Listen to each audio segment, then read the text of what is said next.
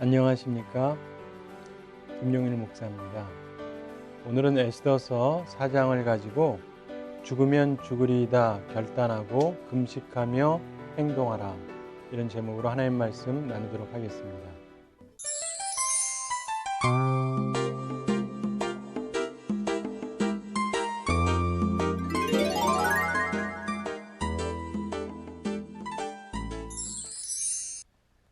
우리 인생을 살면서 보면 여러 가지 어려움들이 발생을 합니다. 어려운 일이 발생할 때 우리가 어떻게 해야 되는지 고민을 많이 하게 되는데요.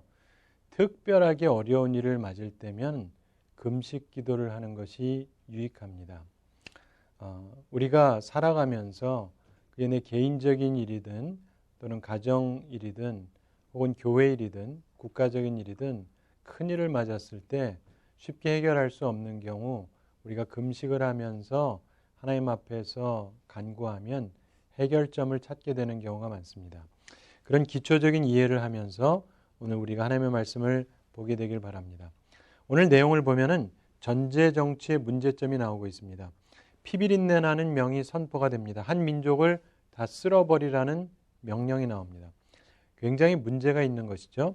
그 첫 슬픔의 시작이 모르드게의 이야기로 나옵니다. 4장 1절에 보면 모르드게가 이 모든 일을 알고 자기의 옷을 찢고 굵은 배 옷을 입고 재를 뒤집어 쓰고 성중에 나가서 대성통곡하며, 이런 얘기가 나옵니다.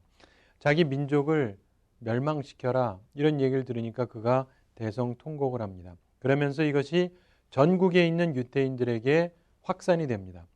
그들이 슬퍼하는 것들이 표현이 됩니다. 근데 한 가지 전승으로 내려오는 유대인들의 이야기가 있습니다.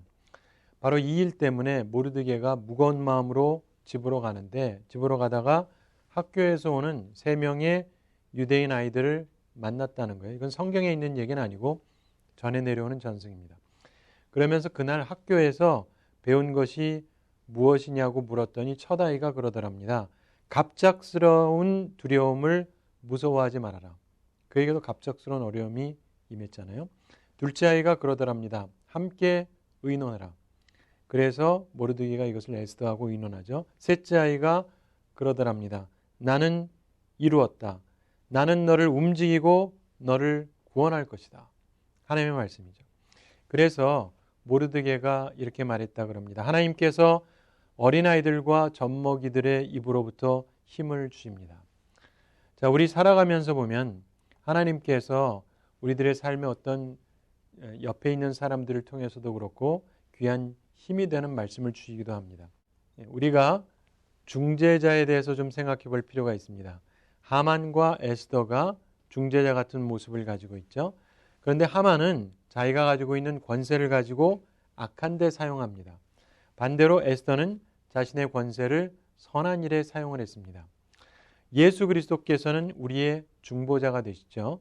그런 면에서 이 에스더는 여성으로서 그리스도를 상징한다고 볼 수 있습니다. 여러분, 이 중재자라고 하는 사람들은 중재의 대상에 대해서 관심과 동정을 가지고 있어야 됩니다. 여러분, 스스로를 생각해 보면서 내가 가지고 있는 힘을 가지고 나는 악한 데 사용하는가 아니면 선한 데 사용하는가를 생각해 보면서 예수 그리스도처럼 에스더처럼 선한 데 우리의 힘을 사용하는 하나님의 사람들이 되기를 바랍니다. 죽은 돼지의 덕이라는 말이 있습니다. 여러분, 돼지는 죽을 때 비로소 좋은 일을 행한다는 거예요.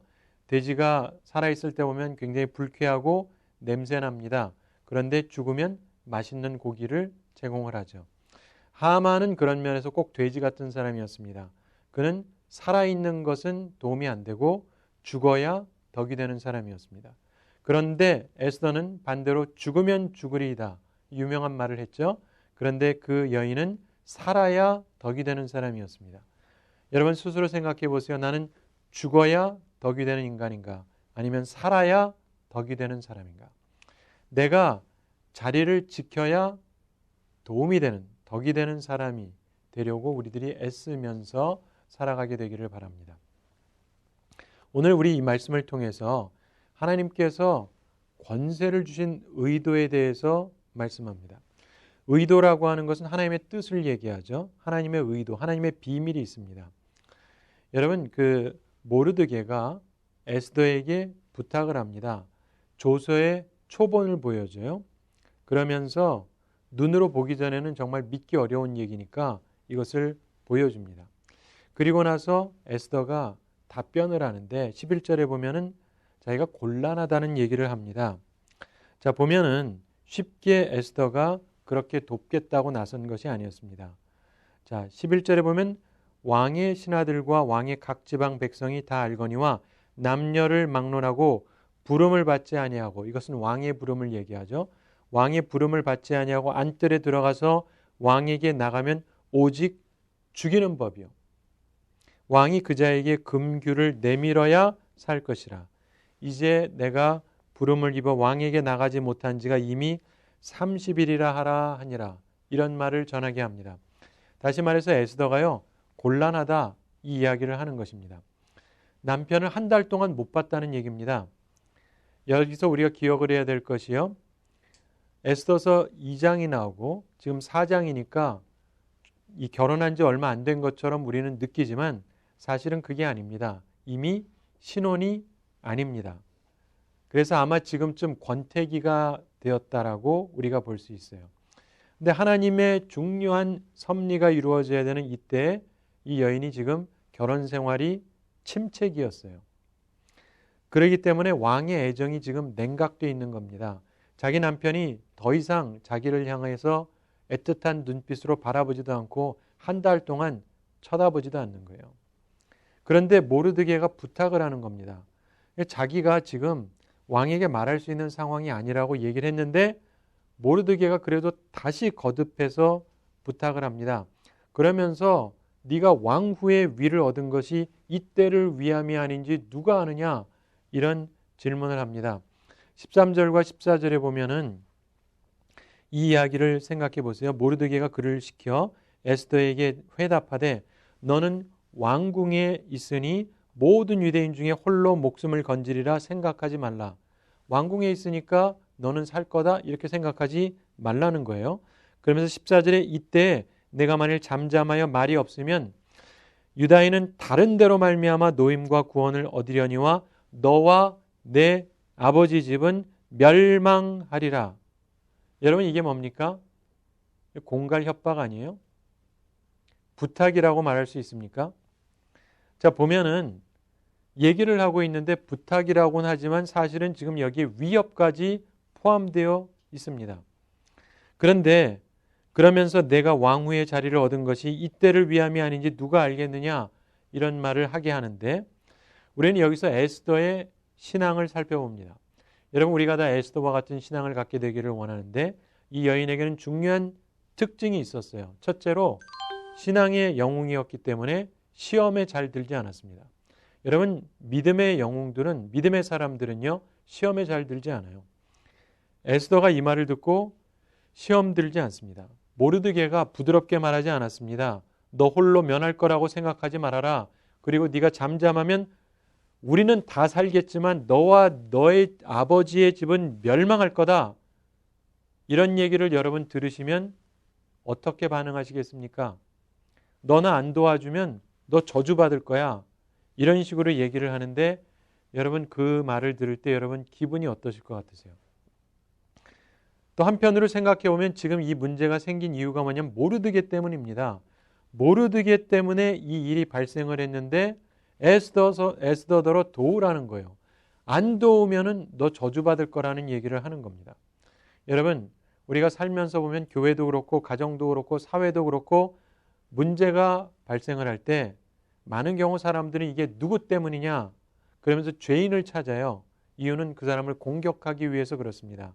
이게 누구 탓이냐 이걸 자꾸 따져요. 얼마나 많은 사람들이 따지면서 사는지 모릅니다. 근데 성경 말씀을 보면 이 믿음의 사람들, 신앙의 영웅들을 보면 분명한 공통점이 있는데 누구 탓을 잘 안 해요. 잘 따지지를 않습니다. 또 하나의 공통점은 남의 태도와 말 때문에 시험에 들지 않는다는 거예요. 죽으면 죽으리이다. 그 말을 왕에게 나가면서 한 얘기로 우리가 아는데요. 모르드게 약 올리면서 할 수도 있어요. 그래? 나 죽는다고? 나 너 안 도와. 그러면서 죽으면 죽지 뭐 이렇게 말할 수도 있죠. 그런데 그렇게 약 올리면서 말하지 않습니다. 우리는 이것을 보면서 에스더처럼 시험에 잘 들지 않는 사람들이 되기 바랍니다. 우리 삶 속에서 이것은 매우 중요한 요소입니다. 두 번째로 에스더에게서 배울 수 있는 아름다운 믿음의 모습은 지혜롭다는 거예요. 이 여인은 지혜로운 여성이었습니다. 문제를 어디에서 풀 것인가? 우리는 이 여인이 남편에게 갔으니까 그런가 보다 하는데 여러분 같으면 어디서 문제를 푸시겠어요? 하만에게 가도 되잖아요. 근데 이 여인은 하만에게 찾아가지 않았어요. 혹은 그 나라에도 높은 강요들이 있거든요. 그들을 불러서 그들의 도움을 요청할 수도 있습니다. 그런데 그들에게도 접근하지 않았어요. 지금 남편하고는 서먹서먹한 관계입니다. 한 달 동안을 보지를 못하는 관계예요. 그런데 에스더는 자기를 도울 수 있는 사람은 오직 한 사람, 자기 남편 아하수에로 왕뿐이라고 생각을 한 건데 문제의 돌파구를 제대로 본 거예요. 인생에 중요한 게 그겁니다. 너무나 많은 사람들이요, 어디에서 문제를 풀어야 되는지를 찾지를 못해요. 딴 데 가서 시간을 낭비합니다. 그런데 이 여인은 문제의 핵심을 받고 문제의 돌파구가 어디 있는지 알았습니다. 여러분, 위기를 만났을 때 위기를 돌파하는 지혜를 가지시게 되기 바랍니다. 이 에스더는 그러한 지혜를 갖고 있던 여성이었죠. 그리고 보면은요, 아직 시간적으로 여유가 있었어요. 그런데 미루지도 않습니다. 1월에 조서가 발표됩니다. 그리고 집행이 언제 되냐면 12월에 돼요. 거의 1년 후에나 벌어질 일이에요. 그런데 3월 달에 왕이 새로운 조서를 내립니다. 그렇다면 그 이야기는 이 에스더의 움직임이 그 중간에 벌어진 일이기 때문에 그리 시간을 많이 끌지 않았다는 것을 알 수가 있게 되는 거예요. 그래서 아주 지혜롭게 이 일을 처리합니다. 또한 세 번째로 이 여인에게 배울 수 있는 것은 경건함이 있었다는 겁니다. 하나님의 도움을 요청했다는 거죠. 자, 에스더가 모르드게에게 회답합니다. 15절에. 그러면서 16절에 설명하죠. 당신은 가서 수산, 도성에 있는 사람들입니다. 수산에 있는 유다인을 다 모으고 나를 위하여 금식하되 밤낮 3일을 먹지도 말고 마시지도 마소서. 나도 나의 시녀와 더불어 이렇게 금식한 후에 규례를 어기고 왕에게 나아가리니 죽으면 죽으리이다 하니라. 이런 말씀이 나와요. 자, 보면은 하나님의 도움을 요청하는데 우리는 그런가 보다 합니다. 그런데 과연 그럴 것인가? 여러분 생각해 보세요. 내가 돈도 없고 힘도 없고 인맥도 없고 아무것도 없으면 뭐 기도밖에 할 게 없으니까 기도하겠다 할 수 있는데 이 여인은요, 모든 나라에서 가장 높은 지위에 있는 여성이었습니다. 지위가 있고 권력이 있고 돈이 있고 인맥이 있고 다 갖춘 사람입니다. 그렇다면 어디에서 문제 해결점을 찾겠어요? 돈을 써보든지 사람을 움직여보든지 뭔가 다른 형태를 통해서 많은 사람들은 문제를 해결하려고 합니다. 그런데 이 여인은 돈을 쓰려는 것도 아니고 인맥을 쓰려는 것도 아니고 오로지 하나님께 구하겠다고 작정을 하는 거예요. 그러기 때문에 더 귀중한 것입니다. 대부분의 사람들이요, 많은 것을 갖추고 있으면 하나님을 바라보지 않습니다. 위를 바라보지 않아요. 왜냐하면 내가 땅에 있는 게 많기 때문에 이걸로 해결해 보겠다고 하죠. 그런데 왜 에스더가 훌륭한 여인이었냐면 자신이 가지고 있는 돈이나 권력이나 명예나 인맥을 활용하려고 한 것이 아니라 이 모든 것을 다스리시는 분은 하늘에 계신 하나님이시다. 이 생각을 하고 하나님의 도우심을 간청한 것입니다. 우리가 살아가면서 이러한 자리에 설 수 있게 되기 바랍니다. 내가 아무것도 없어서 하나님을 바라보는 것이 아니라 모든 것을 가졌다 할지라도 하나님만 바라볼 수 있는 사람. 그렇기 때문에 에스더의 믿음은 훌륭한 믿음이었던 것이죠. 이 여인은 하나님이 도우시지 않으면 안 된다는 걸 알고 있었어요. 자기가 아무리 돈을 쓴다 한들 인맥을 쓴다 한들 되는 게 아니라는 걸 알았습니다. 하나님의 도움이 필요하다는 것을 알았던 것이죠. 우리가 살아가면서요, 하나님께 모든 것을 아뢰는 것이 필요한 것입니다. 이 금식은 어떤 면에서 아버지 되시는 하나님께 내가 먹는 것을 끊는다라고 하는 것은 내가 살아가기 위해서 필요한 것을 끊어버린다는 거예요. 그만큼 하나님께 내 모든 것을 맡기고 하나님께 아뢰는 것이죠. 그래서 우리가 살아가면서 이 에스더와 같은 자세가 필요한 것입니다. 제가 좋아하는 말 중에 이런 말이 있습니다. Do your best and God will do the rest. 너의 최선을 다해라. 그러면 나머지는 하나님께서 하신다. 우리가요, 최선을 다하면서 하나님의 도우심을 간구하면서 살아가는 것이 필요한 것입니다. 또한 우리가 기억할 것은 이 여인이 기도를 하는데 다른 사람의 기도 요청도 하는 거죠. 자기가 물론 기도할 거예요. 그러나 수산성에 있는 유대인들도 같이 기도해 달라고 요청을 합니다. 지원이 필요하다는 건 아는데 이 여인이 말하는 것은 돈이 필요한 것도 권력이 필요한 것도 아니고 여러분들의 기도가 필요하다고 얘기를 합니다. 왜냐하면 자기에게 부족한 것은 돈도 아니고 권력도 아니기 때문이에요. 그래서 하나님 보좌를 움직이기 위해서 다 같이 함께 기도해 달라 그럽니다. 우리가 인생을 살아가면서 어려운 일을 만났을 때 정말 기도해 주는 사람들의 기도 요청을 해서 함께 기도하는 것 매우 중요한 것입니다. 특별히 마지막으로 이 에스더에게 있어서 중요한 부분은 영웅적인 자질을 가졌다는 겁니다. 내가 죽으면 죽으리이다. 왜냐하면 죽을 수도 있잖아요. 하나님에게 맡기는 건 좋은데 하나님이 거기에 대해서 어떻게 하실지는 모르기 때문에 하나님이 책임을 져야 된다라고 얘기하고 있지 않습니다. 하나님께서 안 도우시면 할 수 없다. 그래도 나는 이 길을 갈 수밖에 없다. 죽으면 죽겠다 하면서 생각을 합니다. 일시적인 감정이나 교만이나 자포자기에서 나온 게 아닙니다. 정말 심사숙고해서 내린 결론입니다. 우리가 인생을 살아가면서요, 항상 그럴 일은 없겠지만은 정말 중요한 시점에 죽으면 죽으리이다. 이런 자세를 가지고 결단을 해야 될 때가 있습니다. 우리에게 그런 것들이 필요한 것이고 그런 걸 통해서 하나님의 역사가 이루어지는 것이죠. 예전에 아주 감동적인 이야기가 하나 있는데 프랑스의 마르세유시에 한때 역병이 돌았던 때가 있습니다. 오래전 얘기예요. 그러면서 엄청나게 많은 사람들이 계속 죽어갑니다. 근데 그 당시 의사들이 다 속수무책이에요. 그 당시 의학으로는 해결할 수가 없었습니다. 근데 의사들이 어느 날 모여가지고 상의를 했습니다. 이 질병의 성격을 알아내야 해결할 수가 있는데 그러기 위해서는 사람의 몸을 해부해 보아야 된다라는 점에 모두 다 동의를 했습니다. 그런데 문제는 해부를 맡은 사람은 그 병균에 노출이 됩니다. 요즘처럼 그거를 막을 수 있는 방법도 없었고 그래서 그 병균에 노출이 되어서 그 사람도 곧 죽게 될 수밖에 없습니다. 그러니까 그 일을 하겠다는 사람이 아무도 없죠. 하면은 죽는데. 그래서 모두 다 그 방법밖에 없다는 걸 동의하지만 그거를 하려는 사람은 아무도 없었습니다. 그런데 그 중에 그레용이라고 하는 젊고 유능한 의사가 하나 일어나서 거기에 대해서 발언을 했습니다. 사태가 그렇다고 한다면 내가 나의 조국의 안전을 위해서 그 일을 맡겠습니다. 그리고 자기가 그 일을 하겠다고 얘기하고 자기가 내일 아침 이 밝아지는 대로 시체를 해부해서 관찰한 걸 기록하겠다. 이런 얘기를 했습니다. 그리고 자기가 믿는 사람이었기 때문에 신앙인의 이름으로 맹세하겠다고 얘기를 했습니다.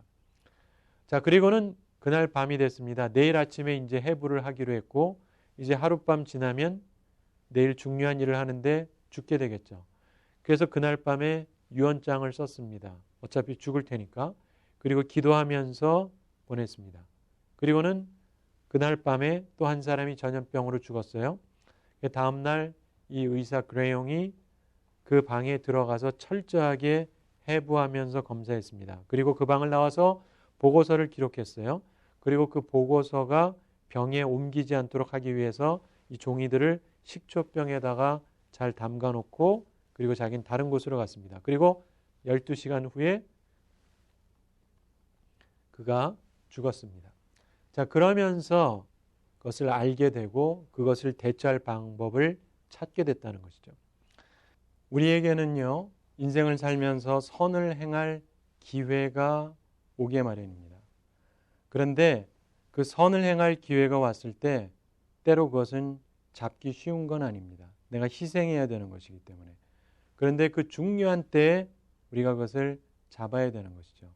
그것을 자기 십자가를 지는 것이라고 얘기합니다. 우리가 예수님을 따르는 사람들입니다. 예수님께서는 하나님의 뜻을 이루기 위해서, 구원 사역을 이루기 위해서 자기 십자가를 지셨습니다. 그래서 인류를 구원하신 것이죠. 그리고 우리를 예수님의 제자로 부르십니다. 그리고 우리는 예수님을 따라가면서 모두 자기의 십자가를 지라고 말씀합니다. 자기를 부인하고 자기의 뜻을 내려놓고 자기 십자가를 지고 주님을 따라가야 되는 것입니다. 우리가 주님을 따라가게 될 때 우리가 희생해야 될 때가 있어요. 그때는 우리 일생일대의 중요한 기회가 되는 시간인데 그 기회를 주시는 분이 다름이 아닌 하나님이라는 것을 우리가 기억을 해야 됩니다. 그리고 하나님께서 우리에게 그 의무를 주셨을 때 그것을 수행할 수 있어야 됩니다. 예수님을 바라보면서 할 수 있어야 됩니다. 사람은 한 번 죽습니다. 그런데 하나님의 뜻대로 우리들이 십자가를 지면 우리에게는 부활의 영광이 따르게 되는 것입니다. 우리들이 인생을 살아가면서요, 에스더처럼 어려운 난관에 부딪히게 됐을 때 좌절하거나 시험에 들지 않는 우리가 되기를 바랍니다. 그리고 오늘 나를 이곳에 있게 하신 이유를 발견하는 우리가 되기 바랍니다. 나를 이곳에 이때 있게 하신 하나님의 이유 발견하는 우리가 되기를 바랍니다. 그리고 또한 우리가 어려움이 있을 때 그 위기를 지혜를 가지고 돌파해 나가는 하나님의 사람들이 되기를 바랍니다. 그리고 믿음의 사람들하고 협력하고 또 필요하다면 하나님께 금식하면서 기도하고 죽으면 죽으리이다. 이 믿음의 영웅적인 삶의 자세로 살아가는 우리들이 다 되기를 바랍니다. 그래서 하나님 나라의 길이 기억되는 믿음의 용사들이 다 되기를 우리 주님의 이름으로 축원합니다. 우리 한 주 동안도 죽으면 죽으리이다 결단하고 우리 인생에서 필요할 때 금식하며 행동해서 하나님의 은혜 가운데 모든 위기를 돌파하며 살아가는 우리들이 다 되기를 바랍니다. 감사합니다.